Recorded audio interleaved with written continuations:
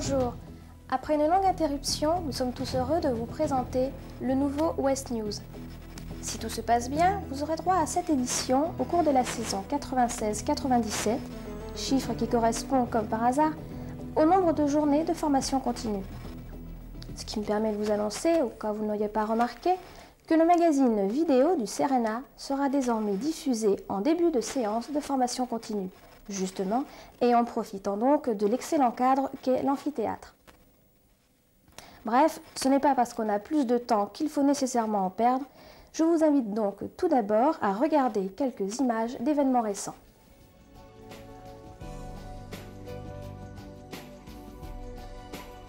Le 15 juillet, en plein Brest 96, M. Pierre Graff, notre directeur général, a fait le déplacement de Brest.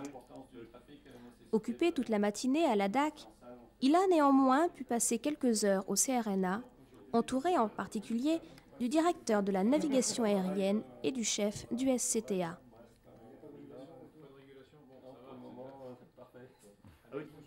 Il a visité la salle de contrôle, la FMP et la salle technique avant de recevoir les organisations syndicales.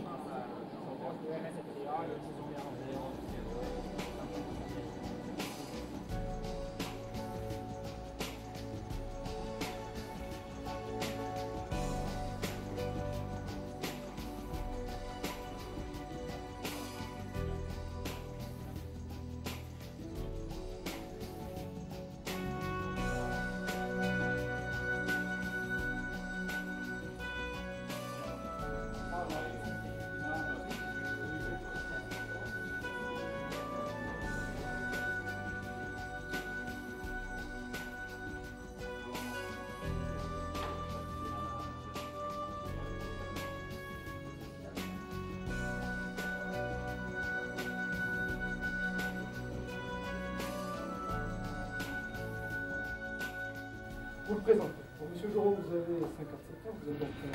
Notre ami Guy Jorot a mis un terme à sa collaboration avec l'aviation civile début septembre.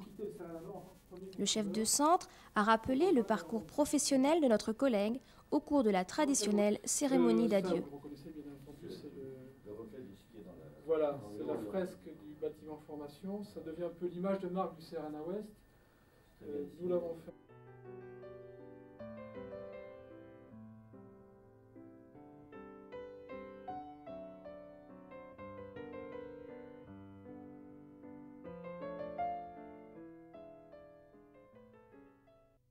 Voici sur ce tableau l'évolution du trafic par rapport à 1995 pour la période qui va de mai à août.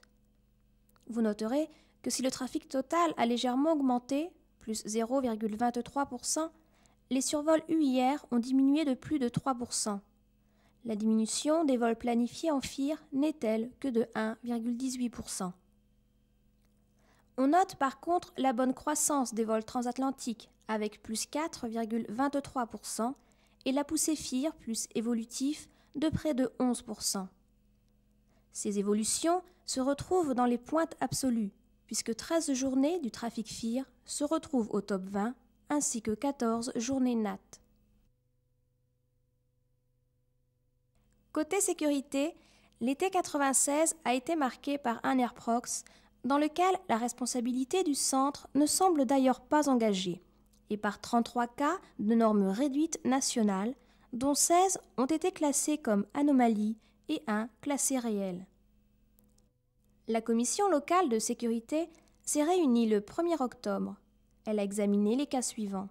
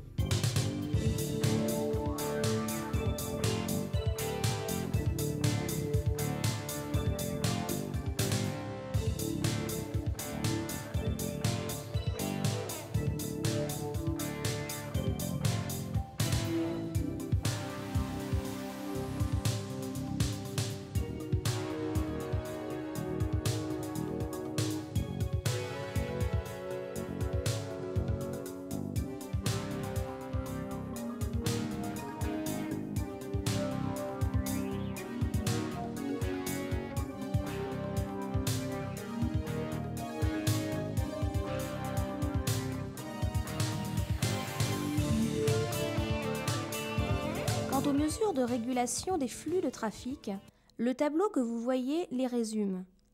La colonne de gauche présente les régulations demandées par la FMP et la colonne de droite les régulations effectives.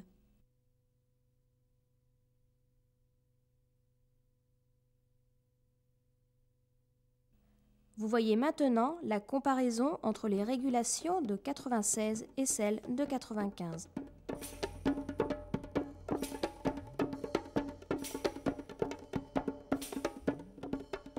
Les aéroports de la région parisienne traitent aujourd'hui environ 170 avions à l'heure de pointe. Dans les toutes prochaines années, il faudra faire face, compte tenu principalement de l'augmentation de la capacité de l'aérodrome de Roissy, troisième piste livrée vers la fin de l'année 1998, puis la quatrième piste, il faudra faire face donc à une augmentation de trafic de l'ordre de 50% et être en mesure de traiter 250 avions à l'heure de pointe. La DNA a donc mandaté différents groupes de travail, comprenant des représentants d'Aéroports de Paris et des CERENA, pour réfléchir à ce que devrait être le dispositif circulation aérienne à ces échéances. Le groupe Région Terminale et les groupes en route se sont réunis à l'Opérette pour leur première réunion plénière. Nous sommes par hasard et par chance un peu en avance sur ce calendrier, compte tenu de l'état d'avancement des travaux du GT local Espace et du GT civil militaire Ouest France. Le trombinoscope du Serena Ouest s'enrichit de nouvelles têtes. Au service administratif, Bernard Colleret, adjoint d'administration, arrive du district aéronautique de Bourgogne-Franche-Comté. À la centrale électrique, Jacques Simon, T2EAC, arrive de l'aérodrome de Tarbes. Chez les ICNA, Magali Ancelin,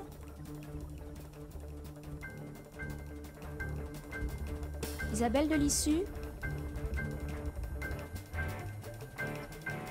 Catalène Rocabois et Jean-Luc Ancelin, époux de Magali, arrivent de l'ENAC.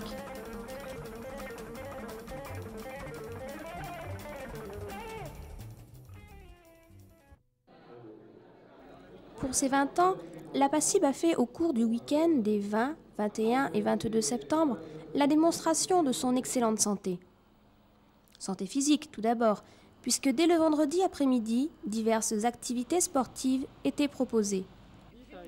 Au point Passion-Plage du Moulin Blanc, une douzaine de jeunes et un peu moins jeunes se sont essayés à la planche à voile et au kayak de mer sous un soleil estival et dans une rassurante pétole.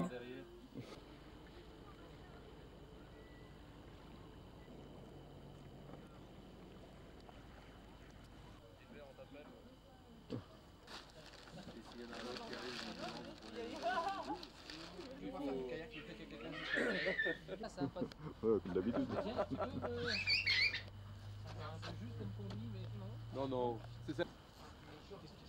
Tu le fermes complètement et après tu fais... Tu le filmes aussi À Guipava, les gros mollets retroussaient leurs manches pour un circuit de 11 km, sous le soleil encore, et en plus dans la poussière.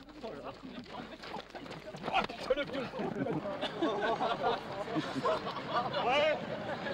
On va la cabocher des voitures. On a feignant.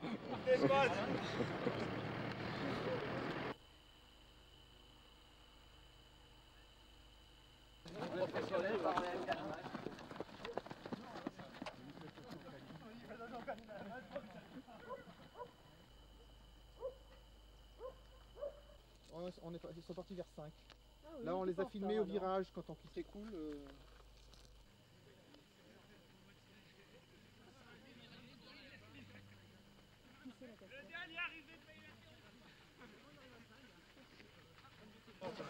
Bravo, hein.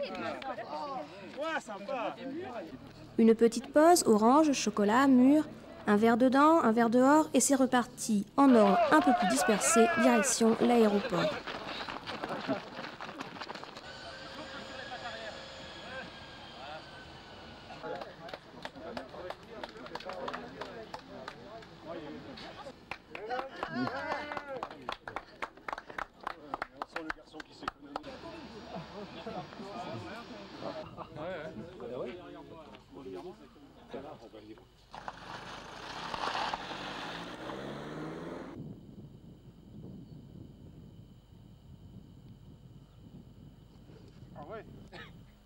Samedi matin, les presque pros et les complets néophytes du golf se sont donné rendez-vous à Lanroou pour une séance d'initiation et de vulgarisation.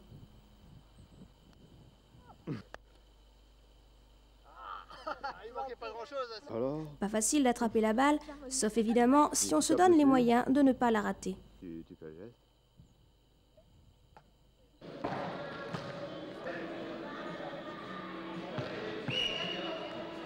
L'après-midi, toujours la santé avec un tournoi de volley à Plougastel. Comme pour chaque activité, les nouveaux affectés au CRNA étaient nombreux, signe cette fois de la bonne santé morale de la passive.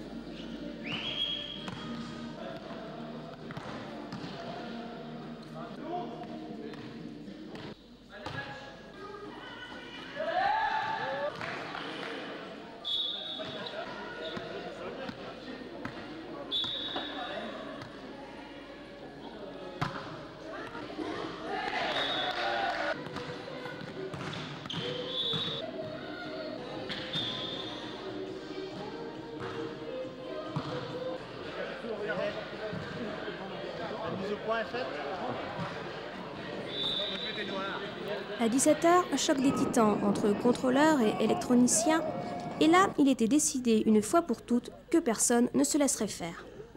Le combat fut rude, mais paraît-il loyal. Le service technique a quand même rossé le service exploitation 1-0.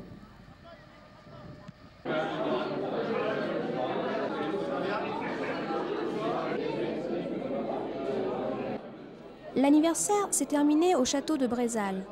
Le président en exercice, Christian Omnès, a rappelé l'histoire de l'association avant que ne commence le repas et la soirée dansante.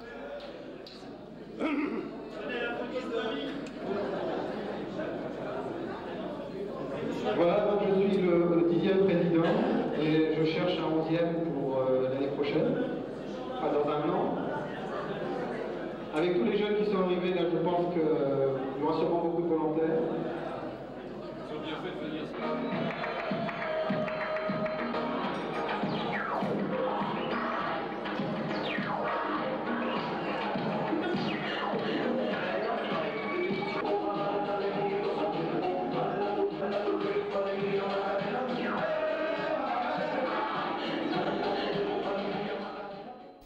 Quelques rappels de modifications importantes et récentes survenues au CRNA.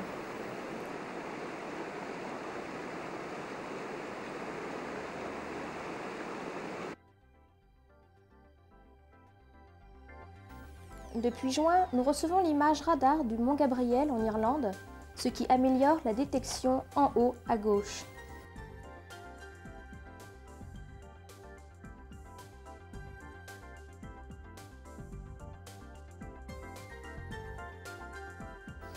Depuis juin aussi, ce n'est pas un hasard, nous avons annexé un coin de l'espace aérien de Sa Gracieuse Majesté en portant notre limite de responsabilité au 845.